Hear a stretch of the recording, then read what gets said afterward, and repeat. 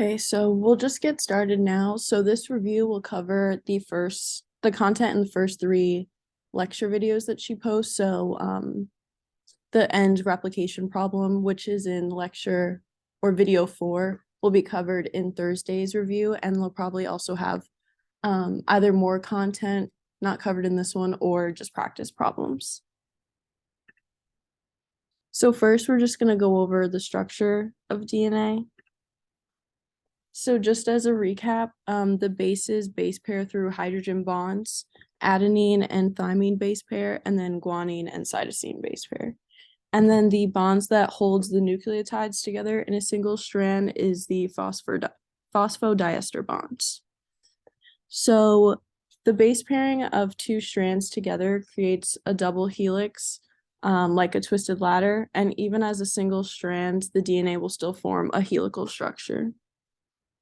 And strands face each in opposite complementarity. So one is going 5' to 3', and the other in 3' to 5', and this is just known as anti-parallel. So the 5' end is the end with the 5' carbon attached to the phosphate, and the 3' end is the end with the 3' carbon attached to the OH and nothing else.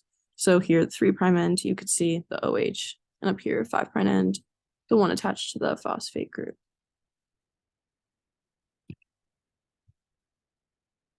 So nucleotides are the building blocks of DNA.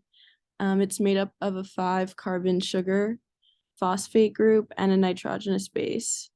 And the nitrogenous bases are able to base pair with each other through the hydrogen bonds. So it's in a later slide, but if you can see here, adenine forms 2 hydrogen bonds with thymine, and guanine forms 3 hydrogen bonds with cytosine. So just a little bit more in depth, the 2 anti-parallel complementary strands. Each strand is made up of nucleotides. Each strand has a 5' end and a 3' end. The 5' end, like I said, has the free phosphate. The 3' end has the free hydroxyl group. And this is what I meant with the hydrogen bonds. So here, adenine and thymine, 2 hydrogen bonds. Guanine and cytosine have 3 hydrogen bonds. And this is important. I believe there's a problem in the problem set where knowing that there's a difference in the number of hydrogen bonds will help you solve that question. So it forms a helix with a major and minor groove. The minor groove, which you could see here, is the narrow non-specific backbone interactions, and the major groove here is the sequence-specific backbone interactions. And then here's just a little picture showing you, highlighting which is the phosphate group, the sugar, the nitrogenous base. So I believe she went over it in class, the numbering of the carbons, but so here you could see that the first prime is attached to the base, second one, oxygen, but just remember this is deoxyribose. So if we were looking at an RNA molecule, the second prime carbon here would also be attached to a hydroxyl group. But in deoxyribose, it's just a hydrogen. The 3' attached to a hydroxyl group, 4' another hydrogen, and 5' attached to the phosphate group. And directionality is based on the 5' carbon and 3' carbon. And then here's another closer look at the nucleotides themselves. A good way to remember which are the purines versus the pyrimidines is pure as gold. So pure, purine, adenine as guanosine, gold.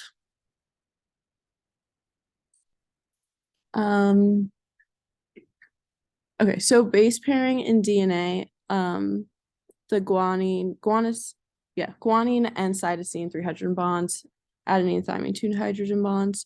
If the DNA double helix is so important, you might think, why doesn't it use a stronger kind of bond like covalent bonds? And that's because it needs to be able to be broken easier than, I guess, a covalent bond, just because in DNA replication, you're unwinding the strands. If they were covalent, it would take a lot more time and energy to do those things.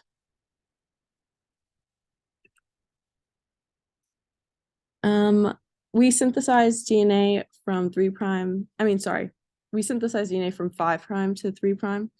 This means we will add a new nucleotide to the 3' end. When we add nucleotides, they must have 3 phosphates. Nucleotides bond together by phosphodiester bonds, and these type of bonds are covalent bonds. So you could see the oxygen here in red. From the 3' hydroxyl attacks phosphate in the first phosphate groups, which is a nucleophilic attack. This bond is between the alpha and the beta subunits, so the first and second phosphates. This causes the bond between the phosphate and the oxygen attached to the other 2 phosphates to break, so that's what I meant, the alpha and beta subunits. I think she goes a little bit more in depth maybe in the topic 9 notes that are posted on Moodle about that. This forms a phosphodiester bond between the 3' carbon of the sugar on one nucleotide and the 5' end of a sugar on another nucleotide. And just little quick thing to note, I know she does mention it in one of the videos, either 2 or 3. So how this happens is DNA polymerase has a catalytic pocket, and there's the template strand slides through this pocket, and there's all different types of the nucleotides, not just like the one that actually base pairs with it, like there'll be adenine, thymine, guanine, and cytosine, but it only base pairs when the correct pairing occurs. So they'll all be present, but whenever the right one is there, like it fits, then it'll pair and addition will occur. And then here's just a little diagram of the semi-conservative model of DNA replication. So the parent strand is separated, creating 2 single strands. Each strand is used for a template, and then it continues on through replication. Are there any questions up to this point on anything? Okay. So, origin of replication. So cells start replicating their DNA at the replication origins in S phase. Cells have multiple origins of replication, and this is because our DNA has billions of base pairs. So if you think about it, if there was only one, it would take way too long for a replication to occur. And origins may not fire at the same time during S phase. So there was a question yesterday, one of the iClicker questions, where you had to look at the different pictures at different times, and that's just goes with that. So I think there was only like 3 origins, then there's 2, then there was 4, but the total was 4 for that. And replication occurs bidirectionally because there's 2 replication forks. So there's 1 on each end, each side of the bubble. So the ORCs fire off in both directions, and helicase unwinds and unzips the DNA. And then this picture here on the right, I believe, yep, right here is bigger. So the single-stranded DNA binding protein here is what protects any exposed single-stranded DNA. Then you have the sliding clamp, which keeps the DNA polymerase from falling off the DNA. Helicase, which splits the 2 DNA strands for the DNA polymerase. Primase synthesizes short RNA primers that the DNA polymerase uses to synthesize from. And not pictured in this image, there's the sliding clamp loader. This is a ATPase that uses energy to open and close in order to load the sliding clamp on and off the DNA. But the sliding clamp itself is not an ATPase, but the loader is.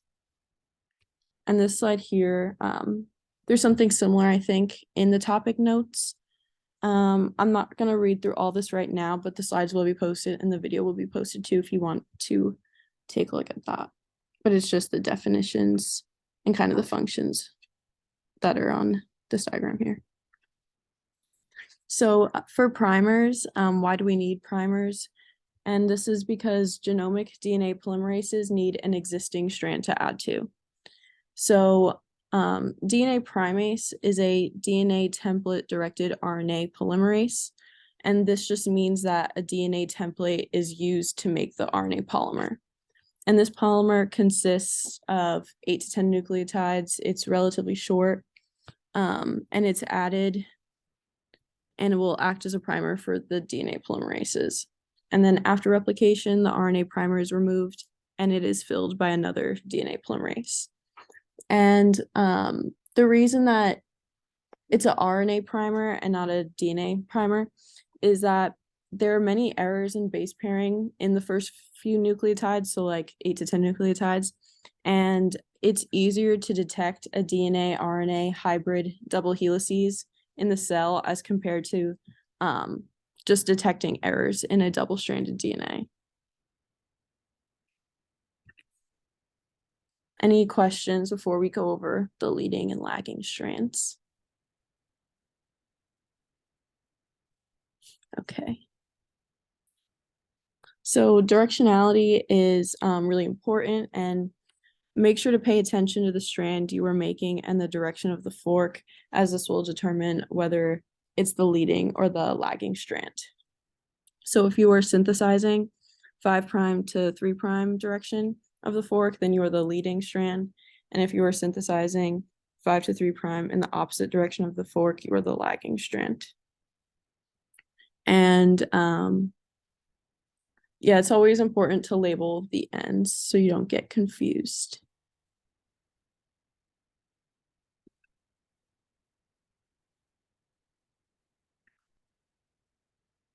So if you look here, the polymerase is always going to be going, like I just said, in the direction of the fork. So since it's synthesizing the 5' to 3', you know that this bottom one here is the leading, and then the same in the top right.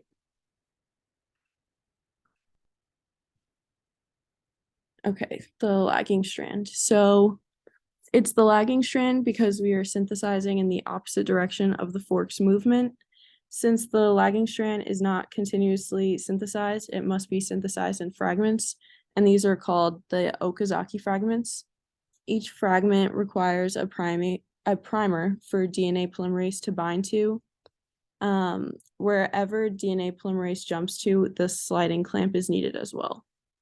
And when all the DNA is synthesized, RNase removes primers and DNA polymerase goes back in and fills these spots with DNA nucleotides. And then after that, DNA ligase seals the nicks, which are just disruptions in the sugar phosphate backbone in the DNA from these fragments.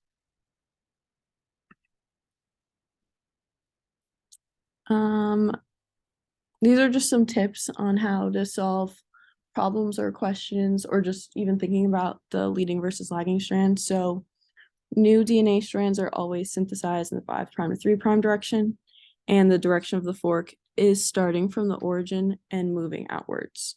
So what you want to do is compare the direction of the fork with the orientation of the parent strands to determine which one will be the leading and which one will be the lagging strand. Okay. So in the top left of the origin, DNA cannot be synthesized continuously.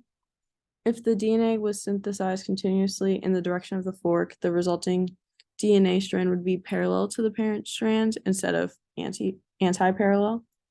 The top strand must be the lagging strand because DNA needs to be synthesized against the direction of the fork in order to be synthesized in the 5' to 3' direction. So it'll start like, I don't know if you could see my arrow, hovering here, but in the lecture videos, there's one diagram that shows you which one is the more recently synthesized strands.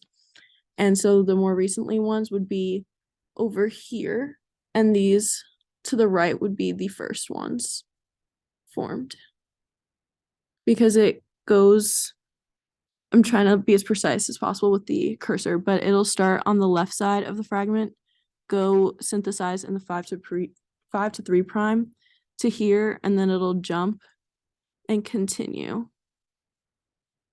all the way down. Okay.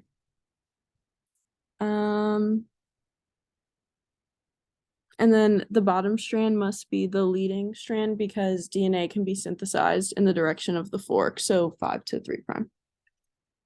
Then on the right, the top strand must be the leading strand because DNA can be synthesized, as I just said, on the other side, but here 5 to 3 prime, so there needs to be no fragments. And then the bottom strand must be the lagging strand because DNA needs to be synthesized against the direction of the fork in order to be synthesized 5 prime to 3 prime. And this is all I have for today. Are there any questions not related to the problem set first that I can answer for anyone? Okay.